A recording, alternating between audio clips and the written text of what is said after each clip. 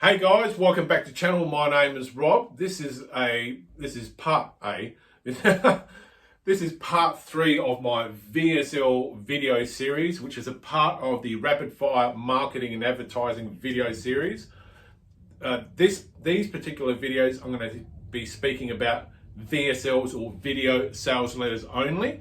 So if you don't want to learn anything about video sales letters, I suggest you skip over this. If you've not watched the previous 2 videos, you need to go back and watch those 2 now, because you're jumping into part 3, and I'm doing this in a sequential order, not for any particular reason, but I have to go through step by step, and if you skip a few steps, you won't follow my train of thought, which is often a little bit...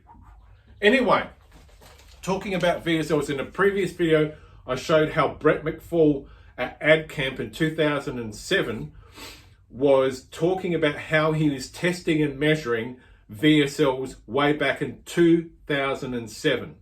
Now, the reason why I'm saying that and harping on the date is that there are a lot of people within the digital advertising and marketing space who are spruiking that VSLs are the latest and greatest technology. It's not. We started mucking around with this in 2005, if memory serves correct.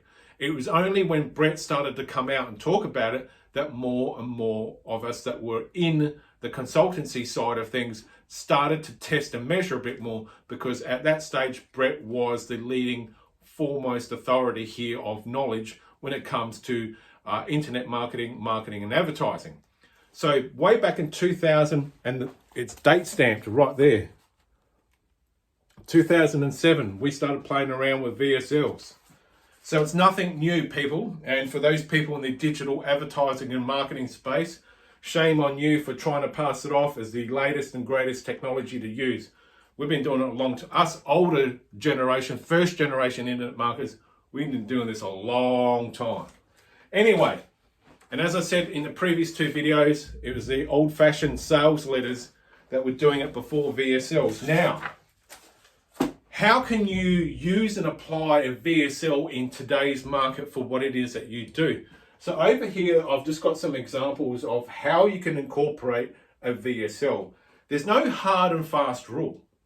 There's no, this is the only way. And if you do get a self-anointed guru saying, oh, this is the only way to do it because it's the way we've done it and we've spent millions of dollars on testing, it's not. It's just, they have found a particular way of being able to do it.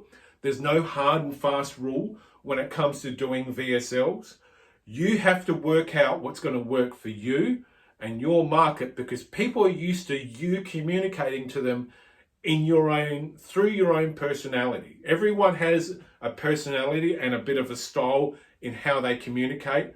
And if your market has been engaging with you over a period of time, they will be used of your voice, the way that you communicate, or the way that you send out messages. So you have to test and measure what's going to work for you. What worked for us in the early days won't necessarily work for you now.